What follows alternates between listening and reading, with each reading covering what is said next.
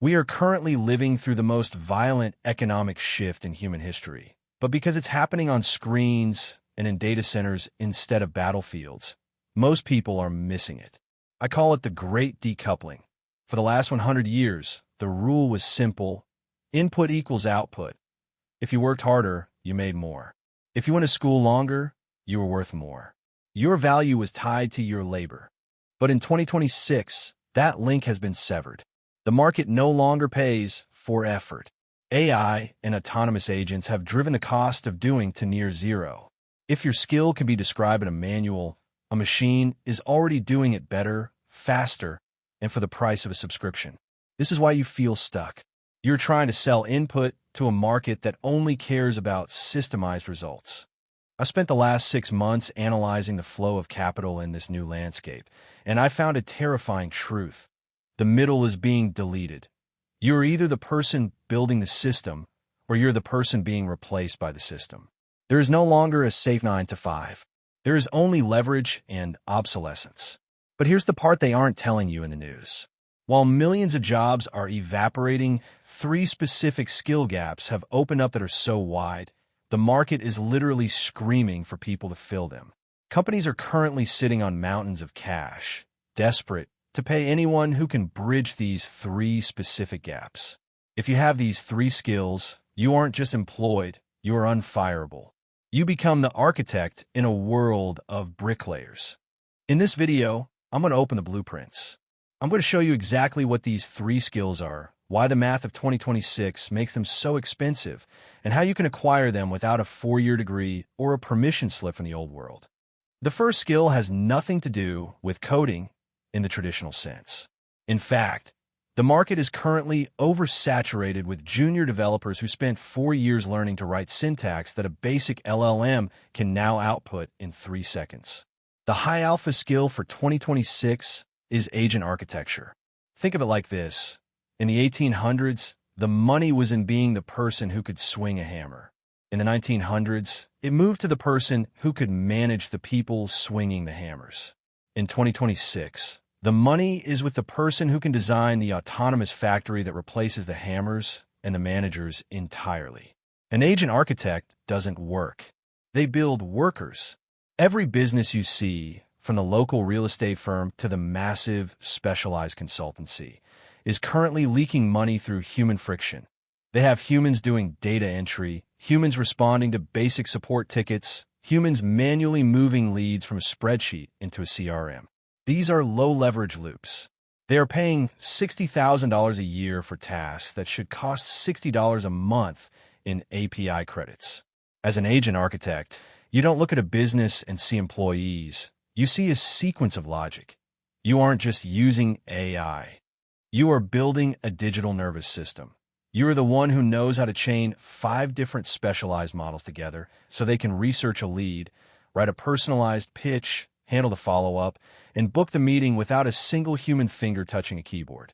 When you tell a CEO, I'm going to replace your $6,000 a month administrative overhead with a $300 a month autonomous loop that never sleeps, never complains, and has a 0% error rate.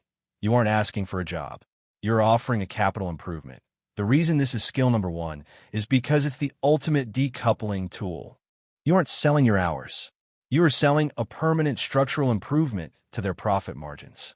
You build the system once, you charge a massive architect's fee, often $10,000 to $25,000 for a single build, and you move on. The market isn't paying for your ability to chat with AI. It's paying for your ability to orchestrate it. 1 AI agent is a tool. 10 AI agents working in a recursive loop is a company. The architect is the one who holds the blueprints.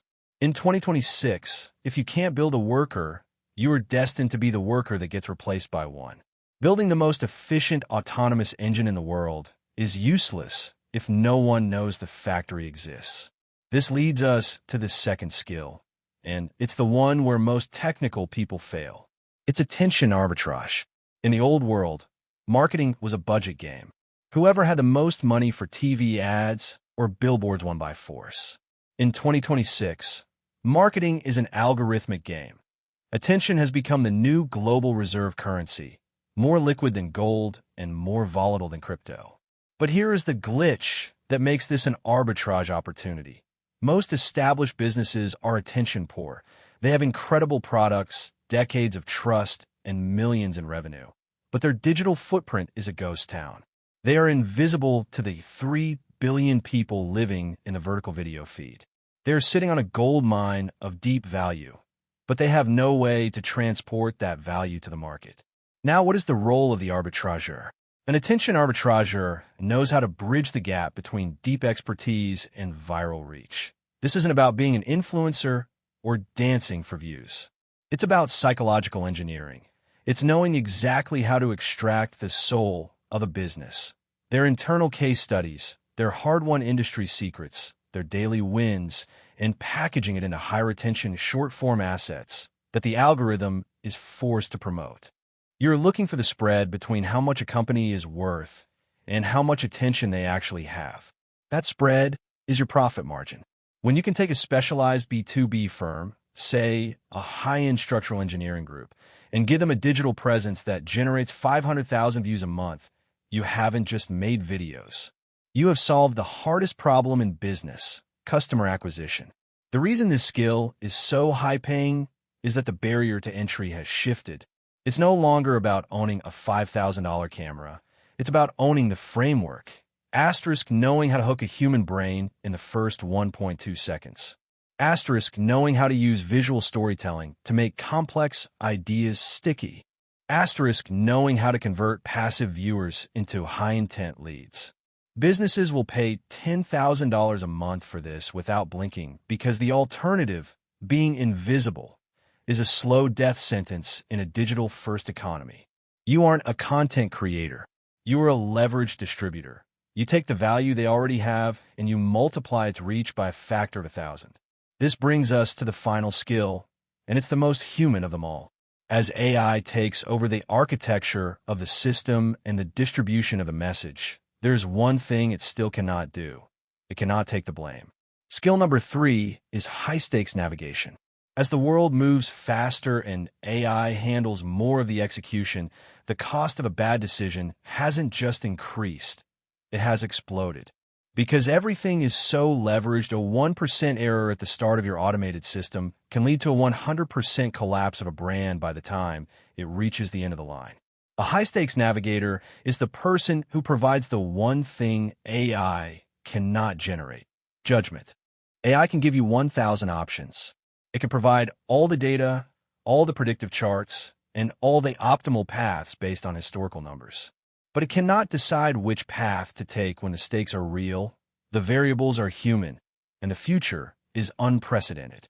The market is currently starving for people who can look at the output of a machine, look at the nuances of a specific market, and say, asterisk, the data says go, but my intuition says wait. Asterisk, this is the operator level. This is where you move from being a service provider to being a strategic partner.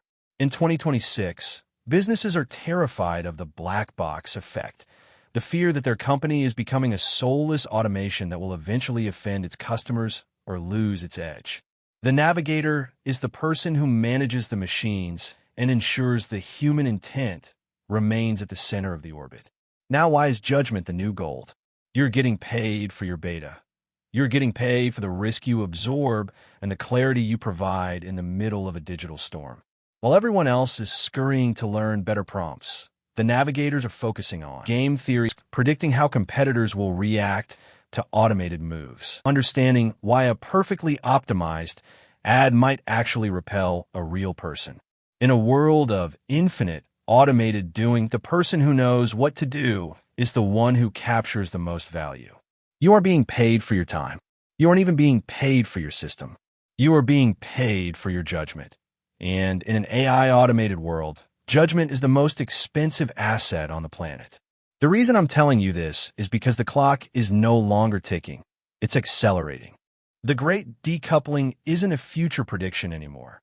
It is the current reality of the market. The people waiting for the old world to return, the ones holding on to 20th century ideas of labor and safety, are going to be left behind in the ruins of a 9 to 5. They're waiting for a permission slip that is never coming. But for those of you who choose to step into one of these roles, the architect, the arbitrageur, or the navigator, the next 10 years will be the most profitable decade in human history. You don't need to master all three to win.